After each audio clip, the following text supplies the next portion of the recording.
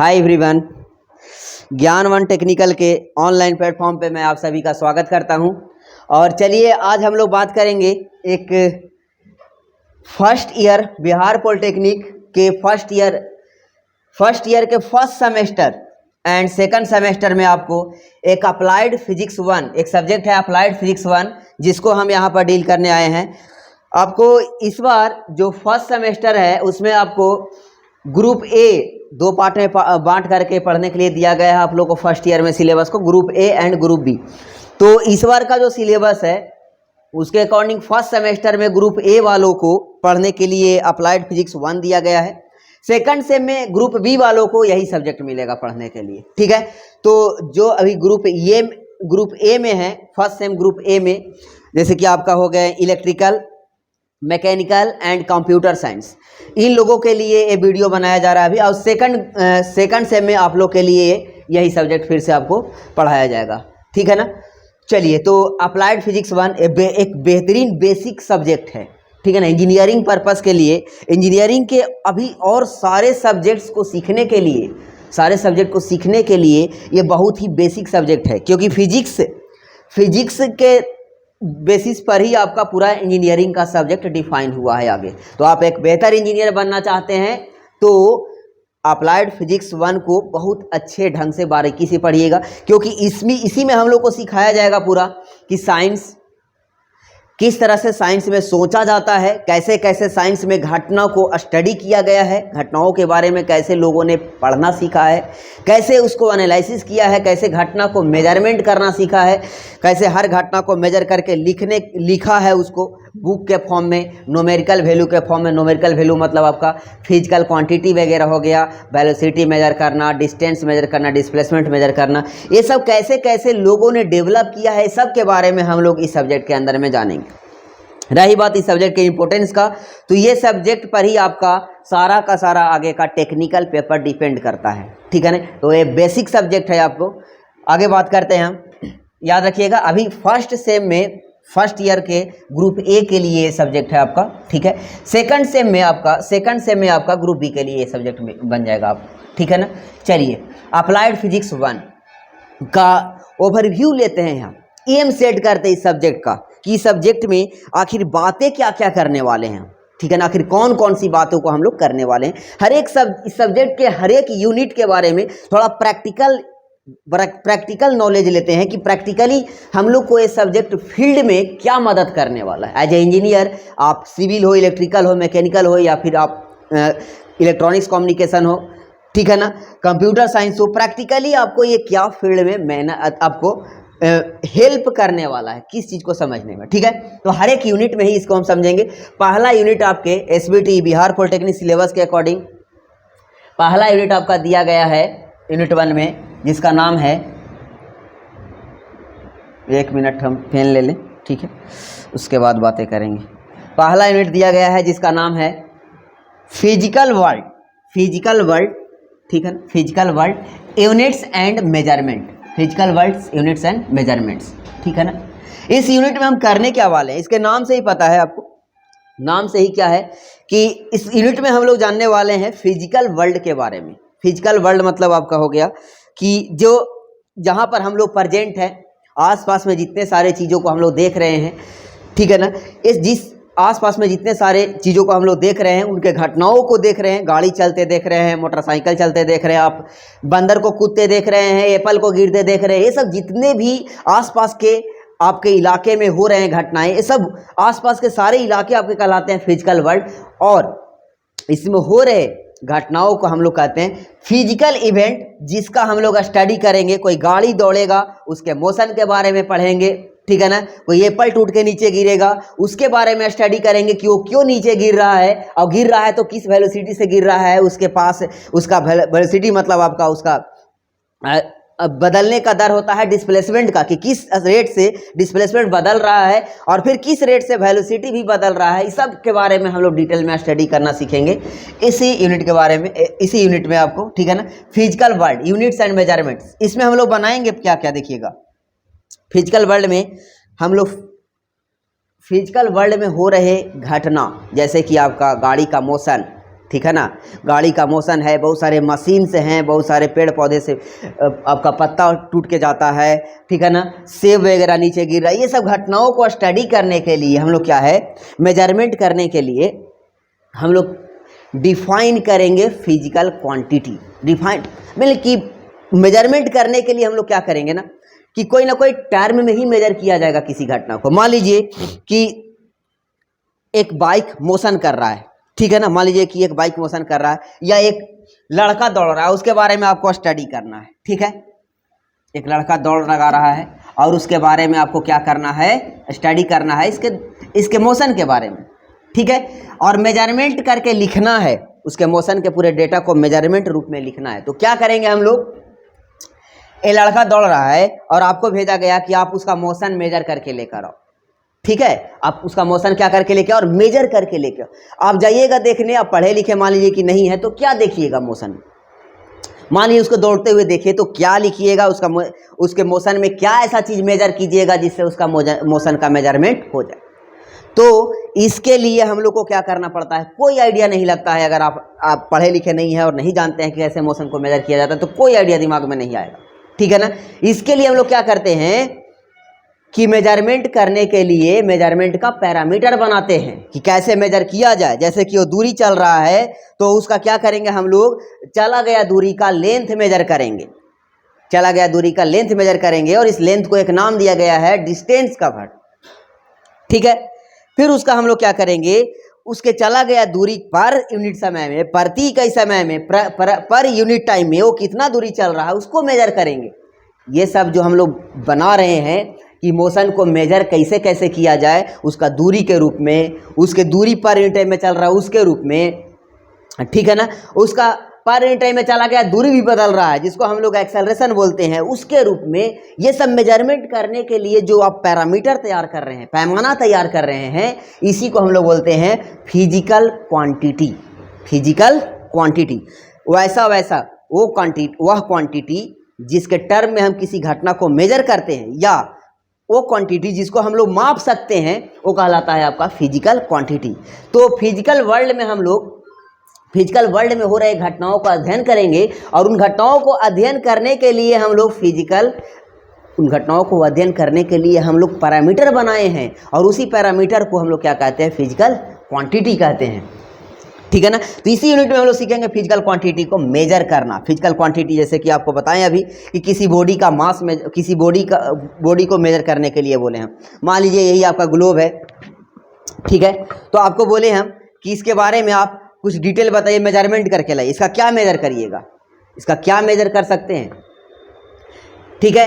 तो आपका माइंड में आइडिया आएगा कि इसका डायामीटर मेजर कर सकते हैं, इसका क्या मेजर कर सकते हैं हम लोग, व्यास मेजर कर सकते हैं, इसका रेडियस मेजर कर सकते हैं, ये सब व्यास है, रेडियस है, इसका वजन मेजर कर सकते हैं, वजन, ये सब इसका वजन है, ठीक है ना। इसका वेट है, यानी कि इसके द्वारा जो हमारे हाथ पर फोर्स लगाया जा रहा है, इसके वजन के द्वारा जो हमारे हाथ पे फोर्स लगाया जा रहा है, इसको हम लोग मेजर कर सकते हैं। ये सब क्या कहलाता है आपका, देखिए हम आपको बोले थे कि ग्लोब को मेजर करके लाइए, तो आप मेजर क्या कर रहे हैं, इसका डायामीटर मेजर कर रहे हैं, इसका वजन मेजर कर रहे हैं, यानी कि जिन पैरामीटरों के आप मेजर कर रहे हैं इसके बारे में डिटेलिंग देने के लिए ये पैरामीटर कहलाते हैं आपके फिजिकल क्वांटिटी, ठीक है ना। तो हम लोग इस यूनिट में देखेंगे कि सबसे पहले तो हम लोग माइंड सेट करेंगे कि हम लोग फिजिक्स के अंदर में हमारे आसपास के जितना भी फिजिकल वर्ल्ड है इसमें हो रहे घटनाओं को अध्ययन करने निकले हैं और इसमें भी हम लोग उसको अध्ययन करने के लिए फिजिकल क्वांटिटी बना रहे हैं, यानी कि उसके पैरामीटर बना रहे हैं कि किन किन टर्मों में हम लोग मेजर कर पाएंगे घटना को।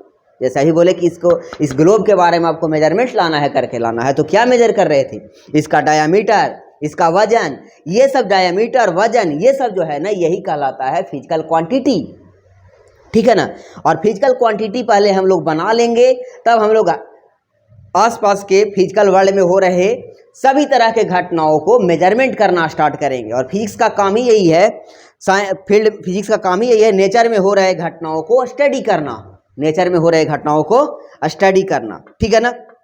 तो इस यूनिट में हम लोग क्या करने वाले हैं कि फिजिकल वर्ल्ड में हो रहे घटनाओं को स्टडी करना फिजिक्स का मेन काम है और उसको स्टडी करने के लिए कोई ना कोई पैमाना, कोई ना कोई पैरामीटर तैयार किया जाता है और पैरामीटर्स सबको हम लोग क्या नाम देते हैं, फिजिकल क्वांटिटी। देखिए फिजिकल क्वांटिटी जो होते हैं मेजरेबल और नॉन मेजरेबल, जो क्वांटिटी मेजर हो जाते हैं वो फिजिकल क्वांटिटी कहलाता है। जैसे इसका डायमीटर मेजर कर सकते हैं, माप सकते हैं, इसका वजन माप सकते हैं, लेकिन बहुत सारा ऐसा क्वांटिटी होता है जो आप देखेंगे लेकिन उसको मेजर नहीं कर पाएंगे, जैसे कि इसका चमक, इसका स्वाद, ठीक है ना, स्वाद, चमक, ये सब चीजें, जैसे कि ये हैप्पीनेस, जैसे कि हमारे बारे में कोई मेजरमेंट करने आया, हम कितना खुश हैं, ठीक है ना, कितना नाराज है, ये सब चीजें मेजरमेंट नहीं हो पाता है, एक लिखित डेटा के फॉर्म में मेजरमेंट नहीं हो पाता है, इसीलिए ये सबको बोलते हैं non measurable quantity, non measurable quantity.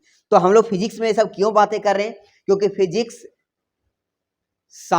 का मतलब है साइंस, और साइंस में हम लोग करते क्या हैं, प्रकृति में हो रहे आसपास के फिजिकल वर्ल्ड में हो रहे घटनाओं का अध्ययन। और इन घटनाओं का अध्ययन करने के लिए हम लोग को एक पैमाना तैयार करना पड़ता है कि क्या क्या चीज मेजर हो सकता है, क्या क्या चीज मेजर नहीं हो सकता है। मेजरमेंट जो चीजें हो सकता है उसको हम लोग कहते हैं फिजिकल क्वांटिटी, और उसी के टर्म में हम लोग क्या करते हैं, फिजिक्स को स्टडी करते हैं। फिजिक्स का स्टडी करते हैं मतलब आसपास के वर्ल्ड में हो रहे हर तरह के घटनाओं के बारे में डिटेल देते हैं। और इंजीनियर का काम क्या है, यही सब तो काम है, जो घटना हो रहा है उसके बारे में बताना, उससे कुछ सीखना और फिर उसको यूज करके नया नया डिवाइस को, नया नया गाड़ी वगैरह को बनाना उसी आधार पे, ठीक है ना, यही इंजीनियर का काम है। चलिए ठीक है, आगे देखते हैं कि फिजिकल वर्ल्ड में हम लोग क्या तैयार करेंगे, यूनिट के तैयार करने के लिए आपको जैसे फिजिकल क्वांटिटी का मेजरमेंट तैयार करेंगे। फिजिकल क्वांटिटी जैसे कि लेंथ मेजर, लेंथ का नाम सुने होंगे, लेंथ मेजर करने के लिए आपका मीटर दिया हुआ है, ठीक है ना, ये आपका लेंथ मेजर करने वाला डिवाइस है। ये आपको देखिए वेटिंग, ये आपका तराजू है जो देखे होंगे, वे इसको से मास मेजर किया जाता है, ठीक है ना, एक तरफ बटखारा रखते हैं, दूसरे तरफ कोई क्वांटिटी है, गेहूं है, चावल है, आटा है, सबको रखते हैं और मेजर करते हैं, ठीक है, ऐसा मापते हैं। जो चीज आप माप सकते हैं उसको क्या बोलते हैं, फिजिकल क्वांटिटी, ठीक है। अब चलिए, आटा के स्वाद को नहीं माप सकते हम लोग, लिखित फॉर्म में नहीं माप सकते, ऐसे आप चेक करके बता सकते हैं कि हल्का अच्छा लगा, खराब लगा, लेकिन माप नहीं सकते, ठीक है ना। आटा के वॉल्यूम को माप सकते हैं, फिजिकल क्वांटिटी है। आटा के वेट को माप सकते हैं, फिजिकल क्वांटिटी है। तो इस यूनिट में हम लोग सीखने वाले हैं, घड़ी को मापा जा सकता है, उसे समय मेजर किया जाता है घड़ी से। दिखाए हैं कुछ चीजें हम आपको कि मेजरमेंट डिवाइस दिखाए हैं आपको, टेम्परेचर मेजर करने वाला डिवाइस है, ठीक है ना, आपका पारा वगैरह ये आपका बनाया हुआ है। कुछ डिवाइस हम आपको शो किए हैं कि इस पिक्चर से आप हमको दिखाना चाह रहे हैं कि हम लोग इस यूनिट में करने क्या वाले हैं। तो क्या करने वाले हैं, फिजिक्स के अंदर हो रहे घटनाओं को स्टडी करने के लिए जिन फिजिकल क्वांटिटी को हम लोग पढ़ने वाले हैं उसी के बारे में इस यूनिट में जानकारी लेने वाले हैं कि इस यूनिट में कौन कौन कितने तरह के फिजिकल क्वांटिटी होते हैं, ठीक है, उसको मेजर कैसे करेंगे, ठीक है, पहली बार उसको मेजर कैसे किया गया, उसका यूनिट क्या बनाया गया, ये सब हम लोग सीखने वाले हैं, ठीक है। यूनिट के बारे में बात करेंगे, ठीक है, यूनिट के बारे में बात करेंगे। यूनिट के साथ आप पहले से पढ़े होंगे कि आपका फंडामेंटल क्वांटिटीज होते हैं। फिजिकल क्वांटिटीज में आपको बताया गया होगा पहले भी कि कुछ फंडामेंटल क्वांटिटीज होते हैं, कुछ डेराइव्ड फिजिकल क्वांटिटी होते हैं। अभी हम बात कर रहे थे फिजिकल क्वांटिटी का, जिसमें बोले हम क्या कि जो मेजर किया जा सकता है उसको बोलते हैं फिजिकल क्वांटिटी। जैसे आपका मोल, ठीक है ना, मोल है आपका, केमिस्ट्री में आपको पढ़ाया जाएगा मोल एवोगाड्रो नंबर के बराबर अगर कोई चीज होता है, एवोगाड्रो नंबर एक संख्या है, उतना के बराबर कोई चीज को काउंट करके रख लेते हैं एक जगह तो एक मोल कहलाता है, ठीक है। ये आपका केमिस्ट्री में यूज होता है सबसे ज्यादा, मॉलिक्यूल्स ये सबको, एटम ये सबको मेजरमेंट करने के लिए। ये आपका है टेम्परेचर का केल्विन, ठीक है, आपका सीडी कैंडेला है, आपका एरिया, आपका ये आपका मीटर हो गया, एम्पियर है आपका करंट के लिए, एक केजी है आपका, ठीक है ना, ये आपका मीटर है डिस्टेंस के लिए, आपका सेकंड टाइम के लिए। ये सब बेसिक फंडामेंटल क्वांटिटीज है, बेसिक फंडामेंटल क्वांटिटी। अभी हम ऊपर आपको बता रहे हैं कि इसमें हम लोग करने क्या वाले। तो पहला यूनिट में हम लोग क्या करने वाले हैं, बहुत इंपॉर्टेंट यूनिट है ये, फिजिक्स में हो रहे घटनाओं को अध्ययन करेंगे हम इस सब्जेक्ट के अंदर। और फिजिक्स में हो रहे इवेंट को अध्ययन स्टडी करने के लिए हम लोग कुछ पैरामीटर तैयार करते हैं, जिसके टर्म में हम लोग घटना को मेजर करते हैं। तो उसी में से जो पैरामीटर मेजरमेंट करने में यूज होते हैं वो सब कहलाते हैं फिजिकल क्वांटिटी। और इस यूनिट में सीखने वाले हैं फिजिकल क्वांटिटी कितने तरह का होता है, कैसे उसको बनाया गया है, कौन सा क्वांटिटी कौन सा चीज मेजर करने में काम आता है, उसके यूनिट्स क्या होते हैं, और इस पर छोटे छोटे न्यूमेरिकल सीखेंगे। ठीक है, चलिए आई होप आपका फिजिक्स के बारे में इसमें हम करने क्या वाले हैं सब्जेक्ट में, इसके बारे में हम सेट हो गया होगा। फिर इस यूनिट में हम लोग क्या करने वाले हैं इसके बारे में भी हम सेट हो गया होगा। आगे के यूनिट को देखते हैं, सब में अलग अलग चीजों के बारे में पढ़ने के लिए दिया गया है सिलेबस में, तो एक एक करके हम डिस्कस करेंगे और जुड़े रहिएगा। अगले वीडियो में हम लोग यूनिट 1 को स्टार्ट करेंगे, उसके डिटेल सिलेबस को देखेंगे और फिर एक एक टॉपिक वाइज कवर करेंगे पूरे सिलेबस को। ठीक है ना, चलिए फर्स्ट ईयर का सिलेबस आपका कवर किया जाएगा। यहाँ पर आगे बढ़ते हैं हम लोग। एग्जिट, चलिए यूनिट 2 अप्लाइड फिजिक्स 1 का यूनिट 2 में आपको सिलेबस के अकॉर्डिंग पढ़ने के लिए दिया गया है। सिलेबस के अकॉर्डिंग पढ़ने के लिए दिया गया है। हर यूनिट का हम सिलेबस आपको बताएंगे, इसमें पढ़ने क्या वाले हैं वो बताएंगे, और साथ साथ में आपका इसका प्रैक्टिकल फील्ड में क्या यूज है वो बताएंगे। यूनिट 2 में आपको पढ़ने के लिए दिया गया है फोर्स एंड मोशन। क्या पढ़ने के लिए दिया गया है? Force and motion. अभी आप लोग नए नए हैं, फर्स्ट ईयर में एडमिशन हुआ आप लोग का, लेकिन तो इसको प्रैक्टिकल से जोड़ करके पढ़ना ज़्यादा बेटर होगा, क्योंकि आप इंजीनियर बनने वाले हैं और इंजीनियर के लिए थियोरेटिकल नॉलेज से ज़्यादा प्रैक्टिकल ज्ञान होना चाहिए।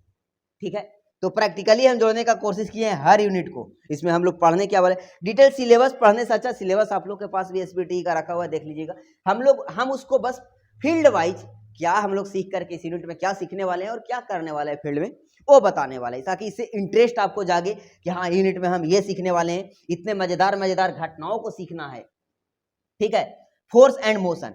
फोर्स एंड मोशन यूनिट में आपको कुछ कुछ बेसिक टॉपिक्स जो अंदर दिए गए हैं उसके आधार पर हम आपको ये बनाए हैं आपका। ठीक है ना, पहला आपको फोर्स के बारे में पढ़ना है। फोर्स होता क्या है, फोर्स होता क्या है, फोर्स कैसे मेजर किया जाता है, उसको रिप्रेजेंट कैसे करते हैं, फोर्स के बारे में उसका कैलकुलेशन कैसे करते हैं, इसमें आपको पढ़ने के लिए दिएगा। मान लीजिए फोर्स, ठीक है ना, अप्लाइड फोर्स ये बॉडी है और इस पर एक फोर्स लगा है इधर के तरफ। ठीक है, तो इस फोर्स लगा इधर की तरह, तो इसको फोर्स को हम लोग दो अलग अलग एक्सिस के अलोंग तोड़ना सीखेंगे। यानी कि यूनिट, अब सिलेबस बता रहे हैं हम आपको, फोर्स क्या होता है, इसके यूनिट क्या होते हैं, ठीक है ना, इसको रिप्रेजेंट कैसे करते हैं, प्लस में एक बॉडी पर ढेर सारा फोर्स अगर लगते रहता है तो हमको सभी फोर्स का रिजल्टेंट निकालने की जरूरत पड़ता है। जैसे कि एक बक्सा को 3-4 गो आदमी मिल करके ठेल रहा है, एगो होने से एगो एने से एगो एने से, बक्सा लास्ट में किधर जाएगा?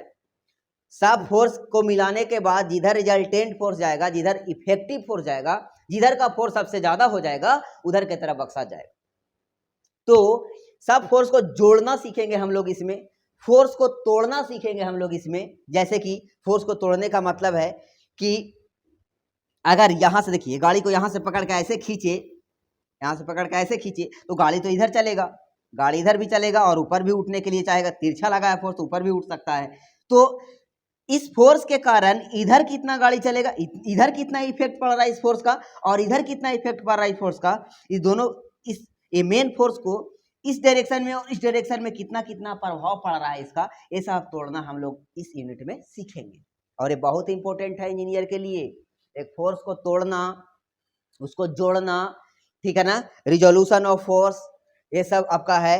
एडिशन ऑफ फोर्स, क्योंकि फोर्स आपका क्वांटिटी है लेकिन ये नॉर्मल क्वांटिटी नहीं है, वेक्टर क्वांटिटी है, और वेक्टर क्वांटिटी को जोड़ने के लिए अलग नियम की आवश्यकता पड़ता है। ठीक है ना, क्योंकि वेक्टर क्वांटिटी का डिफिनेशन भी वही है कि वह क्वांटिटी जिसको सिंपल अलजेब्रा के नियम से नहीं जोड़ा जाए, सिंपल अलजेब्रा के नियम से जो हम लोग जोड़ घटाव गुना भाग जानते हैं उससे करना इसको संभव नहीं हो, तो उस तरह के क्वांटिटी को फिजिकल क्वांटिटी, वेक्टर क्वांटिटी कहते हैं। ठीक है, चलिए ये हो गया आपका फोर्स के बारे में। ठीक है, फिर आपको हम लोग इसको में मोशन के बारे में पढ़ेंगे। मोशन के बारे में, मोशन में क्या पढ़ेंगे, देखिए इंटरनली सारा सिलेबस हम बता रहे हैं। फोर्स में क्या, फोर्स के बारे में पढ़ना है तो क्या क्या पढ़ना है, मोशन के बारे में पढ़ना है तो क्या क्या पढ़ना है। मोशन आपको ट्रांसलेशन मोशन होगा, ट्रांसलेशन मतलब कि रोड पर चलता हुआ गाड़ी के बारे में पढ़ना है, एक तरफ एक ही डायरेक्शन में एक ही दिशा में भाग रहा है कोई गाड़ी, तो उसका हम लोग मोशन का स्टडी करेंगे। मोशन का स्टडी करेंगे मतलब क्या करेंगे, उसका डिस्टेंस, डिस्प्लेसमेंट, वेलोसिटी, एक्सेलरेशन, ये सब निकालेंगे। क्यों?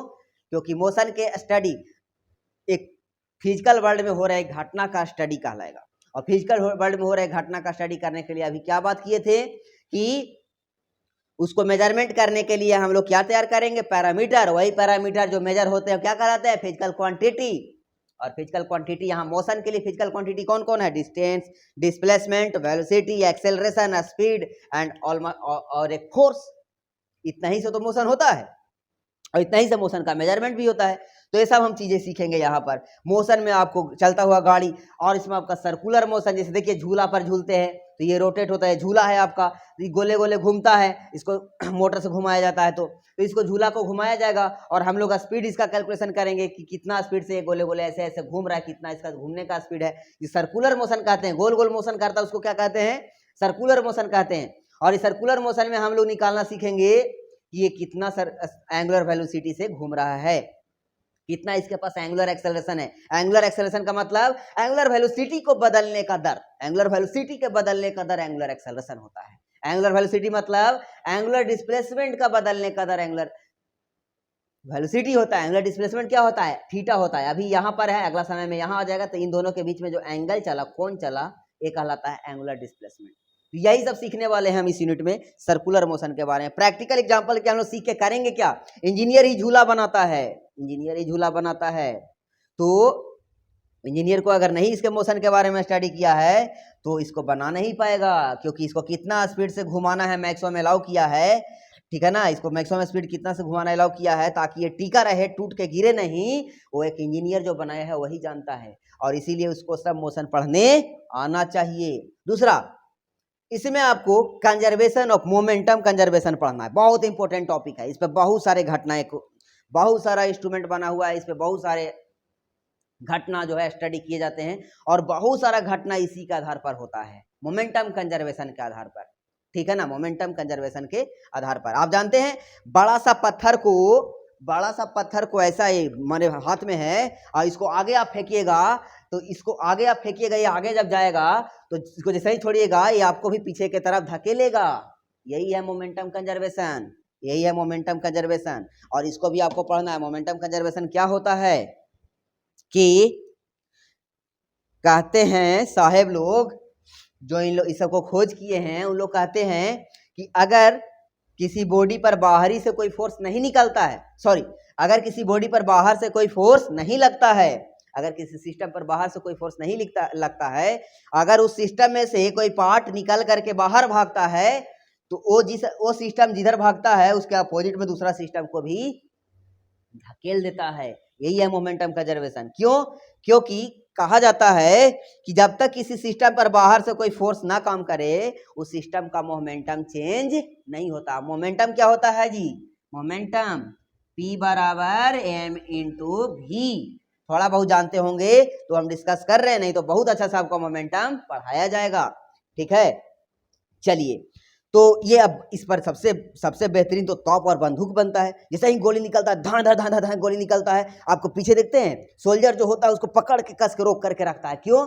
क्योंकि वो जैसे बंदूक है और गोली है, बंदूक और गोली मिलके एक सिस्टम है। बाहर से जैसे ही बटन टिप रहे हैं, खाली बटन ये वाला दबा रहे हैं, ये ट्रिगर दबा रहे हैं, ट्रिगर दबाते ही गोली निकल जा रहा है सिस्टम में से। गोली तो अंदर का पार्ट था ना, इस सिस्टम में से उधर निकलता है, बंदूक इधर भागता है। क्यों? क्योंकि पहले से बंदूक रुका हुआ था। और साहेब लोग क्या बोलते हैं कि जब तक बाहर से कोई फोर्स ना लगे, सिस्टम जैसा है वैसा ही रहेगा। पहले से वेलोसिटी 0 था पूरे सिस्टम का, तो अभी भी 0 रहेगा।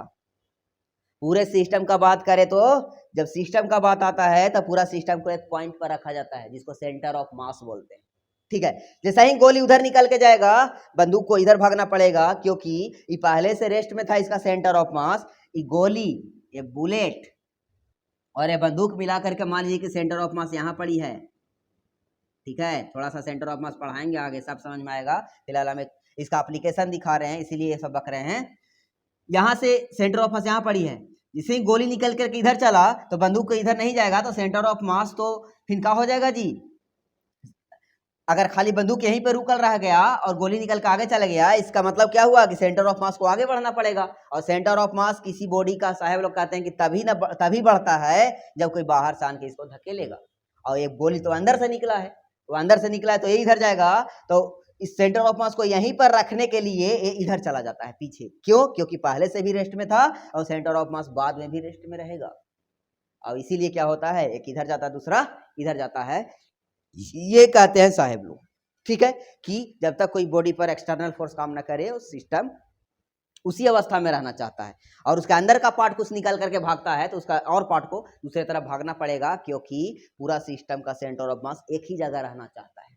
ये इतने इंटरेस्टेड और इस पर डिजाइनिंग बहुत अच्छा बंदूक बना हुआ है, आपका तोप बनता है और बहुत सारे ऐसे ऐसे चीजें हैं। एक कहानी था इसी पर एससी वर्मा में 11th में, जो आईटी सब की तैयारी करते होंगे, हम भी आईटी का तैयारी किए हैं अच्छी जगह से, और आईटी का प्रिपरेशन किए हैं, उसके बाद बीटेक किए हैं, उसके बाद हम गेट क्वालिफाइड है और अभी एमटेक कर रहे हैं। एसएससी जेई का बैच ही पढ़ा रहे हैं, 2 साल से हम यहाँ पर एसएससी जेई का बैच पढ़ा चुके हैं, 2 बैच, ठीक है। सिविल के लिए स्पेशल सिविल का हम सब आगे सारा पेपर लेते हैं, ठीक है। चलिए, तो यहाँ पर क्या हो गया आपका कि क्या बात कर रहे थे कि इसके बारे में, एससी वर्मा के एक एग्जाम्पल के बारे में, कि एक चोर चोरी करके भागता है, ठीक है ना, तो तीसरा तल्ला पे रहता है, तीसरा चौथा तल्ला पे भागते रहता है और हाथ में बड़ा सा अटैची लेकर के भागते रहता है, हैवी अटैची, ठीक है। तो क्या होता है कि वो तीसरा तल्ला पर से फंस जाता है लास्ट में गलियारी में जाकर के, किनारा में जब फंस जाता है तो सब लोग पकड़ने वाले आते रहते हैं, तो उसको वहां से जंप करना रहता है। तो होता क्या है कि कुछ दूरी पर तालाब रहता है, घर से स्विमिंग पूल वगैरह बना हुआ रहता है, कुछ दूरी पे तालाब, ऐसा क्वेश्चन है। तो वो क्या करता है कि जंप कर जाता है, वहां से जंप करता है, तो लगता है उसको कि हम तालाब में नहीं पहुंच पाएंगे, और नहीं पहुंच पाता तालाब में, क्योंकि तालाब गिरना था, जैसे कि दिखाते हैं। यहाँ से आपका मान लीजिए कि छत पर से, ये आपका फ्लोर का बिल्डिंग है, यहाँ से वो चोर जंप किया, यहाँ से वो चोर जंप किया, और मान लीजिए कि स्विमिंग पूल इधर है, स्विमिंग पूल कहाँ है, इधर है आपका, ठीक है। तो ये बीच में इधर ही गिर जाता आदमी, ये इधर ही नीचे गिर जाता। यहाँ पर वो टंगा हुआ है, अभी मान लीजिए अटैची हाथ में लिया हुआ है, अटैची हाथ में लिया हुआ है। करता क्या है वो कि यहाँ पर आपका स्विमिंग पूल है, करता क्या है वो कि वो ये नियम जानता है, क्वेश्चन में बोला गया है कि चोर ये नियम जानता है कि सिस्टम के ऊपर जब बाहर से कोई फोर्स नहीं लगता है तो मोमेंटम कंजर्व रहता है। तो उसने क्या करता है, इसी नियम का पालन करते हुए वो देखता है कि अगर हम अटैची नहीं फेंकेंगे तो इधर गिर जाएंगे, तो कस के अपना अटैची को घर के तरफ, इधर के तरफ, इधर के तरफ फेंकता है। वो जानता है कि अटैची को इधर फेंकेंगे तो हम इधर फेंका जाएंगे, ठीक है। तो यही करता है, अटैची को इधर फेंक देता है, अपने जाकर स्विमिंग पूल में गिर जाता है, फिर निकल करके अटैची उठा के भाग जाता है।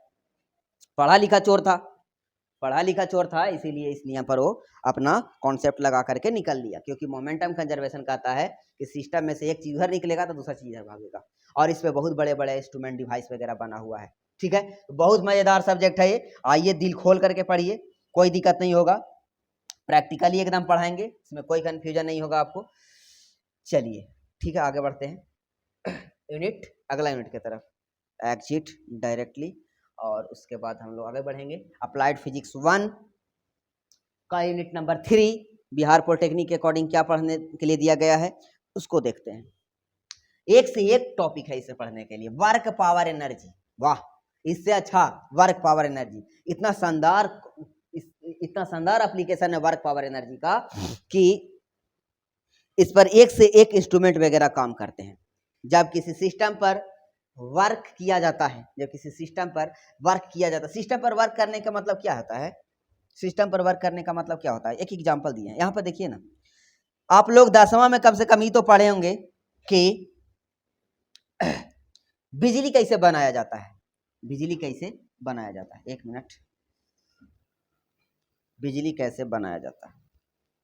चलिए देखिए, हम इतना जानते हैं कि एक 10वां में याद होगा आपको, एक आर्मेचर लेते थे, आर्मेचर कॉइल, ठीक है ना, और इसको क्या करते थे, north pole and south pole of magnetic के बीच में रख करके इसको घुमाते थे करंट के, तो इसमें क्या होता था कि करंट बहने लगता था, आपका करंट बहने लगता था, ठीक है।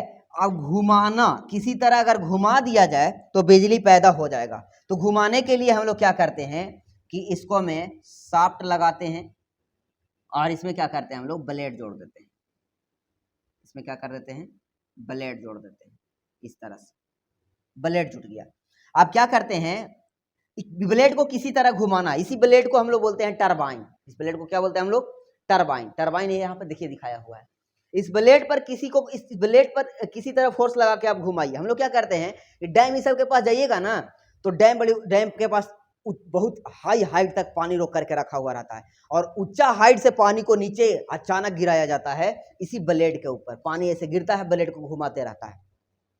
अब पानी ब्लेड को घुमाता है तो ये आर्मेचर घूमता है, आर्मेचर घूमता है तो मैग्नेटिक फील्ड के अंदर में आर्मेचर को रख के देते हैं तो क्या होता है, बॉल जल जाता है। देखिए बॉल जल जाता है। देखें क्या हुआ, ये एकदम बेहतर एग्जांपल है वर्क पावर एनर्जी का, वर्क पावर एनर्जी, ठीक है ना। वर्क जितना किसी सिस्टम पर वर्क किया जाता है, ठीक है ना, वो एनर्जी में बदल जाता है, ठीक है ना। एनर्जी कभी खत्म नहीं होता है, एनर्जी का केवल क्या होता है, ट्रांसफॉर्मेशन होता है एक फॉर्म से दूसरा फॉर्म में, ठीक है। तो इस चैप्टर में हम लोग यही देखेंगे कि कितना किसी सिस्टम पर वर्क किया जा रहा है, कितना एनर्जी स्टोर हो रहा है, एक एनर्जी को दूसरा एनर्जी के फॉर्म में ले जाना सीखेंगे। जैसे देखिए टरबाइन पर देखिए पानी रुका हुआ है जी, पानी ऊपर छत, पानी ऊपर डैम में रुका हुआ है, रुका हुआ पानी, ऊंचाई पर रुका हुआ पानी है, जो जितना ऊंचा पर आता है उसका पोटेंशियल एनर्जी उतना ज्यादा होता है, पोटेंशियल एनर्जी उतना ज्यादा होता है, यानी कि उतना नीचे आने का क्षमता होता है। क्यों? क्योंकि धरती नीचे खींचता है। अब जो जितना ऊंचा जाके खड़ा रुका रहेगा उतना ही धरती उसको तेजी से नीचे खींचेगा, यानी कि धरती से जो जितना दूरी पे रहेगा उसका पोटेंशियल एनर्जी उतना ज्यादा होता है, ठीक है। तो पोटेंशियल एनर्जी उतना ज्यादा होता है। तो हाई हाइट पर पानी जो रोक करके रखा जाता है डैम पर, उसको क्या किया जाता है, छोड़ा जाता है, वहां से छोड़ता है तो पोटेंशियल एनर्जी को लॉस करता है। पोटेंशियल नीचे आने पर पोटेंशियल एनर्जी, ऊपर जाने पर बढ़ता है, तो नीचे आने पर क्या होता है, घटता है। नीचे आने पर पोटेंशियल एनर्जी लॉस होता है, तो वही एनर्जी क्या होता है कि नीचे आने पर जैसे जैसे पोटेंशियल एनर्जी का लॉस होता है, काइनेटिक एनर्जी उसको मिलते जाता है। काइनेटिक एनर्जी मतलब मोशन, वेलोसिटी उसको मिलते जाता है। हाई वेलोसिटी की वजह से यहाँ टकराता है ब्लेड पर, तो ब्लेड भी मोशन में घूमने लगता है। ब्लेड जब मोशन में घूमने लगता है, देखिए वहां से चला था, जो पानी के पास जो ऊपर में स्टोर रहता है एनर्जी, उसको बोलते हैं आपका बोलते हैं हाइड्रोस्टैटिक एनर्जी, हाइड्रोलिक एनर्जी, ठीक है ना। पानी के पास स्टोर रहता है, उसको जब नीचे गिरा दिए तो उसका एनर्जी लॉस हो गया और वेलोसिटी के रूप में आ गया पानी के पास, वो कहलाता है आपका उसका पानी का काइनेटिक एनर्जी। काइनेटिक एनर्जी से ब्लेड घुमा, अब ब्लेड से क्या हुआ, आपका कॉइल घुमा, आर्मेचर घुमा, आर्मेचर घूमने की वजह से क्या हो गया, ये एनर्जी बदल गया करंट में, किसमें, इलेक्ट्रिक एनर्जी में बदल गया। तो इसमें हम लोग यही सब सीखने वाले हैं, ठीक है ना। वर्क के बारे में, पावर क्या होता है, rate of doing work, work को करने का दर होता है, ठीक है ना, पावर, ठीक है। तो वर्क जानेंगे, पावर जानेंगे, ठीक है। अब चलिए इसी यूनिट में हम लोग ये भी पढ़ेंगे, फ्रिक्शन का स्पेशलिस्ट पढ़ेंगे, दिया गया आपका सिलेबस में स्पेशल फ्रिक्शन का वर्क पढ़ने के लिए। फ्रिक्शन क्या होता है, फ्रिक्शन कैसे वर्क करता है, उसको वर्क को निकालना सीखेंगे। हर फोर्स का वर्क निकालना सीखेंगे, लेकिन स्पेशली इसमें फ्रिक्शन के बारे में सीखेंगे, दिया गया है। चलिए बाकी सिलेबस आएगा डिटेल में पढ़ने के लिए, तो उस समय देखेंगे। हम प्रैक्टिकल यूज बता रहे हैं कि हर यूनिट का प्रैक्टिकल आप लोग को क्यों पढ़ना है, इसको एज ए इंजीनियर इसको क्यों जानना चाहिए, ठीक है। तो ये आपका हो गया अगला unit, unit number 4, rotational motion. Unit number 4, rotational motion. Rotational motion में हम लोग क्या करेंगे, रोटेशनल मोशन में पहले जानेंगे कि रोटेशनल मोशन होता क्या है। जब कोई बॉडी किसी एक्सिस पर घूमते रहता है उसको रोटेशनल मोशन बोलते हैं। जैसे देखिए, ठीक है, ये देखिए, ये एक एक्सिस है, फिक्स है, पिन अप किया हुआ है, और इस पर एक घूमेगा, ये रोटेशनल मोशन। ये एक सॉलिड बॉडी है जो अपने एक्सिस के अबाउट घूम रहा है। देखिए सर्कुलर मोशन और रोटेशनल मोशन दो अलग अलग चीजें होते हैं। ये अगर ऐसे ऐसे घूमता है केवल, ठीक है, ऐसे ऐसे ऐसे ऐसे, ये भी घूम रहा है पाथ पे, इसको बोलते हैं हम लोग सर्कुलर मोशन। इसको क्या बोलते हैं, सर्कुलर मोशन। ये अपने एक्सिस पर नहीं घूम रहा है, ये अपने एक्सिस पर नहीं घूम रहा है, ठीक है ना, इसको बोलते हैं हम लोग सर्कुलर मोशन। इसको हम लोग क्या बोलते हैं, रोटेशनल मोशन, ठीक है। इसमें हम लोग सीखेंगे रोटेशनल मोशन में बहुत सारा, देखिए गाड़ी बनता है, गाड़ी का चक्का चलता है, देखते हैं बाइक वगैरह चलता है, सब रोटेशनल मोशन है। देखिए ये रोटेशनल मोशन। तो रोटेशनल मोशन जब बॉडी अपने एक्सिस पर घूमते रहता है, जब अपने बॉडी एक्सिस के बाद घूमते रहता है, इसको बोलते हैं रोटेशनल मोशन। रोटेशनल मोशन का सबसे अच्छा एग्जाम्पल आपका फैन है, ठीक है ना, दिन भर रोटेशनल मोशन करते रहता है, अगर आप चलाते रहते हैं तो दिन भर रोटेशनल मोशन करते रहता है। तो रोटेशनल मोशन के बारे में हम लोग स्टडी करेंगे, ठीक है ना, इसके बारे में स्टडी करेंगे इस यूनिट में। फिर ये देखिए, ये क्या है आपका, ये ब्लॉक यहाँ से ढला करके इसको गेंदा को छोड़ दिए, तो ये ढलते भी जा रहा है, आगे भी बढ़ते जा रहा है। देखिए ये आगे भी बढ़ रहा है और घूमते जा रहा है। तो ये जो आगे बढ़ने का जो प्रोसेस है, ये कहलाता है ट्रांसलेशनल मोशन। ये क्या कहलाता है आपका, ट्रांसलेशन मोशन। जो इसका सेंटर ऑफ मास आगे बढ़ रहा है, भी वेलोसिटी से मान लेते हैं, तो उसको बोलते हैं ट्रांसलेशन मोशन। और साथ में ही घूमते हुए जा रहा है, तो घूमने वाला को रोटेशनल बोलते हैं, और स्ट्रेट लाइन में चलने वाला को ट्रांसलेशन बोलते हैं, ठीक है। तो हम सीखेंगे कि रोटेशनल मोशन के बारे में डिटेल हर बॉडी का आपको ऐसा ही ढला करके दे देगा, या गाड़ी चला करके दे देगा, या साइकिल का चक्का चला करके दे देगा, वो आपसे रोटेशनल मोशन के बारे में उसका वेलोसिटी पता करने बोलेगा, ठीक है ना, एक्सेलरेशन पता करने बोलेगा, और या फिर इस ये पता करने बोलेगा कि इस पंखा को घुमाने के लिए कितना फोर्स चाहिए, कितना फोर्स नहीं, घुमाने के लिए टॉर्क की जरूरत पड़ता है, तो कितना टॉर्क जरूरत चाहिए इसको घुमाने के लिए। तो रोटेशनल मोशन का स्टडी करेंगे हम, तो सब इसमें यही सब सीखेंगे, ठीक है ना। आगे बढ़ते हैं हम लोग अगला यूनिट की तरफ। आपका यूनिट है 5। बहुत अच्छा यूनिट पढ़ने के लिए दिया गया है, बहुत अच्छा एप्लीकेशन, ठीक है। और ये नहीं जानिएगा तो आगे आपका साइंस का मेन पेपर जो आपका है इंजीनियरिंग का, वो सब में सोच नहीं डेवलप होगा, ठीक है ना। एक मान के चलिए कि ये बेसिक इंजीनियरिंग का सब्जेक्ट है जो सोच डेवलप करेगा आपको इंजीनियरिंग फील्ड का, ठीक है। अगला आपका क्या है, 5वां यूनिट आपका, फिर से पीछे वाला आ गया जी, 5वां यूनिट है आपका, अगला 5वां यूनिट है जिसमें आप लोग को पढ़ना है properties of matter. Properties of matter, properties of matter में क्या पढ़ेंगे, मैटर क्या होता है, पदार्थ, जानते हैं हम लोग, ठीक है। उसी के गुण के बारे में पढ़ेंगे इसमें, प्रॉपर्टी मतलब उसके गुण के बारे में पढ़ेंगे। गुण में क्या पढ़ेंगे हम लोग को क्या पढ़ने के लिए दिया गया है प्रॉपर्टीज ऑफ मैटर में, जैसे एक सिलेंडर आपका देखिए आपका स्टील वगैरह का बना हुआ रॉड है, इसको पर खींचने वाला फोर्स लगा है, खींचने वाला। तो कोई बॉडी होता है जो नहीं खींचाता है, कोई बॉडी होता है जो क्या होता है, खींचा करके बढ़ जाता है, कोई बॉडी क्या होता है, खींचा करके बढ़ जाता है। कोई बॉडी को देखिए इस पे दबाने वाला फोर्स लगा है, कंप्रेस करने वाला, इसको कंप्रेस करने वाला फोर्स की वजह से क्या होता है कि मटेरियल दब जाता है, कोई मटेरियल नहीं दबता है, कोई मटेरियल दब जाता है, ठीक है ना। तो इसको में हम लोग पढ़ने वाले हैं कि कौन कौन से मटेरियल हैं ऐसे जो दब खींचने पे खींचा जाता है, जिसको डिफॉर्मेबल बॉडी बोलते हैं, ठीक है ना। खींचने पर खींचा जाए उसको क्या बोलते हैं, डिफॉर्मेबल बॉडी, इलास्टिक बॉडी। तो यही सब मैटर की प्रॉपर्टी जानना है कि कौन खिंचाएगा कौन नहीं खिंचाएगा, इसी आधार पर हम लोग पढ़ेंगे। कौन इलास्टिक बॉडी होता है, खिंचाएगा तो कितना खिंचाएगा सब निकालना सीखेंगे हम लोग, कितना खिंचाएगा। अगर 100 न्यूटन फोर्स लगा दिए, 100 किलोमीटर फोर्स लगा दिए तो कितना खिंचाएगा, लास्ट में एल्यूमिनियम का रॉड है उसको कस के खींच के छोड़ दिए, 100 न्यूटन फोर्स लगाएं तो कितना खींचा करके फाइनली वो कितना खींचा करके लेंथ पे रुका रहेगा, ये सब हम लोग निकालना सीखेंगे इसी सब्जेक्ट में, ठीक है ना। और प्रॉपर्टीज ऑफ मैटर में सीखेंगे, ये देखिए ये सरफेस टेंशन, फ्लूइड के प्रॉपर्टी के बारे में, ठीक है ना। तो सॉलिड बॉडी के प्रॉपर्टी के बारे में बता रहे थे, क्या क्या सीखेंगे। सॉलिड बॉडी में आपका होता है डिफॉर्मेबल बॉडी, रिजिड बॉडी, ठीक है ना, जिसमें से डिफॉर्मेबल बॉडी का प्रॉपर्टी पढ़ेंगे कि कोई बॉडी खिंचाएगा कि नहीं खिंचाएगा, खिंचाएगा तो कितना खिंचाएगा, ये सब सीखेंगे हम लोग, ठीक है। क्योंकि हम लोग को मटेरियल का यूज करके क्या बनाना रहता है, एज ए इंजीनियर आपको गाड़ी बनाना रहता है, बिल्डिंग बनाना रहता है, ब्रिज बनाना रहता है, रेलवे बनाना रहता है, हाईवे बनाना रहता है, आपका मशीन बनाना रहता है, जेसीबी बनाना रहता है, क्या नहीं बनता, सब मटेरियल से बनता है। तो कौन मटेरियल कहाँ पे कितना ताकतवर मटेरियल यूज करना है, ये सब तब तक नहीं आप लोग यूज कर पाइएगा जब तक उसके प्रॉपर्टी के बारे में नहीं जानिएगा कि कितना लोड लगने पर कौन मटेरियल कितना खींचाता है। अगला है आपका फ्लूइड का प्रॉपर्टी। फ्लूइड का प्रॉपर्टीज में हम लोग पढ़ेंगे बहुत सारा आपका, जिसमें से एक एग्जांपल हम लिए हैं सरफेस टेंशन। सरफेस टेंशन बहुत सारा फ्लूइड का प्रॉपर्टी है। फ्लूइड कैपिलरी इफेक्ट सुने होंगे नाम, कि जैसे कि देखिए ऐसा देखे होंगे कभी कि मान लीजिए जमीन के 10 फीट नीचे पानी है, 10 फीट नीचे पानी है, जहां से आपका गड्ढा खोदिएगा तो पानी बाल्टी से निकालने लगेगा। लेकिन देखिएगा कि जमीन के 10 फीट नीचे आने के पहले ही से मिट्टी हल्का भीगा हुआ दिखेगा। क्या होता है कि पानी खुद से ऊपर चढ़ जाता है, उसको बोलते हैं कैपिलरी इफेक्ट, ठीक है ना। या कपड़ा को देखिएगा, एक कपड़ा गीला, एक कपड़ा सूखा कपड़ा है, उसका कोना को भिजाइएगा तो धीरे धीरे पानी अपने से ऊपर चढ़ जाता है, कपड़ा को भिगा देता है ढेर दूर तक। तो वो जो होता है पानी का कैपिलरी इफेक्ट होता है। यहाँ पर हम एक एग्जांपल दिखाएं आपको, सरफेस टेंशन। सरफेस टेंशन क्या होता है, देखिए बरसात के दिनों में देखिएगा जब बारिश हो जाता है उसके बाद पत्ता पर ऐसे पानी के बूंद जमा रहता है।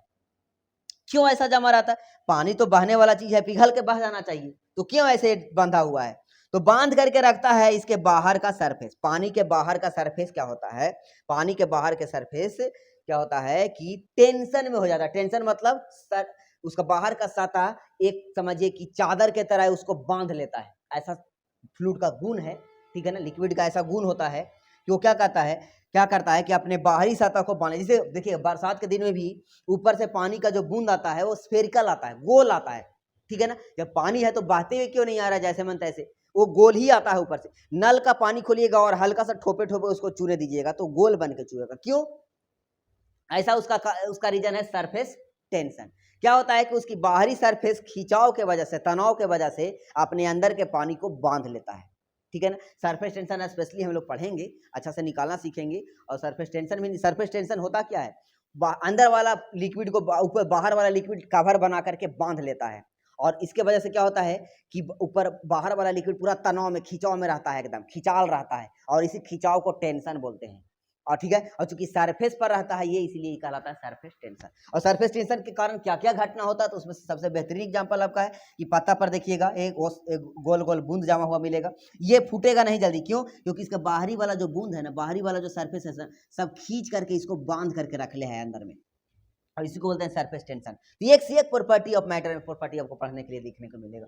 ऐसे ही पढ़ना है आपको, प्रेशर मेजरमेंट करना, different type of pressure, gas के कारण प्रेशर बनता है। गैसेस मैटर को हैंडल करेंगे तो एक से एक प्रेशर का टर्म आएगा, ठीक है ना। तो इसमें हम लोग डिफाइन करेंगे कितने तरह का प्रेशर होता है, जिसमें दिखाया गया आपको। एटमॉस्फेरिक प्रेशर क्या होता है ये जानेंगे। एटमॉस्फेरिक प्रेशर से कहीं पर ज्यादा प्रेशर है तो उसको गेज प्रेशर बोलते हैं, ये जानेंगे। एटमॉस्फेरिक प्रेशर से नीचे का प्रेशर को निगेटिव गेज बोलते हैं या वैक्यूम प्रेशर बोलते हैं, ये जानेंगे। एब्सोल्यूट प्रेशर क्या होता है ये जानेंगे। ऐसा प्रेशर भी क्या होता है ये भी जानेंगे, बहुत बेसिक से इसी यूनिट में, ठीक है। चलिए आगे हम लोग बढ़ते हैं नेक्स्ट यूनिट की तरफ। अगला लास्ट यूनिट है आपका, ये भी इंपॉर्टेंट यूनिट है, और ये तो और इम्पोर्टेंट है क्योंकि इसमें हम लोग सीखने वाले हैं थर्मल एनर्जी के बारे में, थर्मोमीटर के बारे में, ठीक है ना। हीट के बारे में, किसके बारे में? हीट के बारे में, हीट ट्रांसफॉर्मेशन के बारे में। चलिए हम अभी बात कर रहे थे कि हम आपको फर्स्ट अप्लाइड फिजिक्स का फर्स्ट लेक्चर में हम आपको केवल फिजिक्स का एप्लीकेशन दिखा रहे हैं। हर यूनिट में हम लोग क्या सीखने वाले हैं नया, और उसको यूज करके क्या क्या चीजें आसपास के दुनिया में, आसपास के फिजिकल वर्ल्ड में हो रहा है, ये भी आप लोग सोचिएगा। जैसे लास्ट यूनिट में ही क्या हो रहा है, हम लोग पढ़ने वाले हैं इसमें हीट ट्रांसफॉर्मेशन के बारे में। पता है आपको, गैस चूल्हा जलाते हैं और सस्पेन में पानी रख लेते हैं, तो गैस चूल्हा नीचे से हीट लगता है, एल्युमिनियम का सस्पेन पर हीट लगता है, तो पानी कैसे गर्म हो जाता है जी? इसका मतलब है कि नीचे से हीट लेकर के एल्युमिनियम का सस्पेन और पानी को देता है, ठीक है ना। इसको बोलते हैं, इसको क्या बोलते हैं हम लोग? Heat transfer. क्या बोलते हैं? Heat transfer. इसमें सीखेंगे कैसे कैसे हीट ट्रांसफर होता है, ठीक है ना, कैसे कैसे हीट ट्रांसफर होता है, हीट ट्रांसफर ही क्यों होता है, कैसे कैसे होता है, कौन कौन से इसका मोड है। देखिए कंडक्शन, हीट ट्रांसफर होने का बहुत अलग अलग मोड है, कंडक्शन, कन्वेक्शन और रेडिएशन, ठीक है ना। कहीं देखिएगा कहीं पर हाइड्रोजन जल रहा है, पूरा लाल वाला हाइड्रोजन, दूर भी रहिएगा ना तो आपको गर्म ही लगेगा, इसका मतलब वहां से रेडिएशन निकलता है। रेडिएशन मतलब आपको वेव के रूप में रेडिएशन निकलते हैं हीट का, जो आपके स्किन पर आकर के टकराते हैं, वो आप हीट लगता है, आपको गर्म लगता है, वो आपका होता है रेडिएशन। कहीं कहीं पर देखिएगा कि आप हैंडल पकड़े हुए हैं जो कि गैस से बड़ी दूर है, ठीक है, लेकिन यहाँ आप हीट दे रहे हैं और हैंडल गर्म हो जा रहा है। क्यों गर्म हो जा रहा है? इसमें जो हीट आ रहा है बह करके इधर, इसका मतलब है कि यहाँ से हीट बह करके इधर आ रहा है, तो ये इसको बहने का कौन सा मोड बोलते हैं। फिर देखिएगा पानी में, नीचे का पानी गर्म होता है तो कोई भी चीज याद रखिएगा, गर्म होता है तो हल्का हो जाता है, कोई भी चीज गर्म होने से क्या हो जाता है? हल्का हो जाता है, और ठंडा चीज भारी होता है।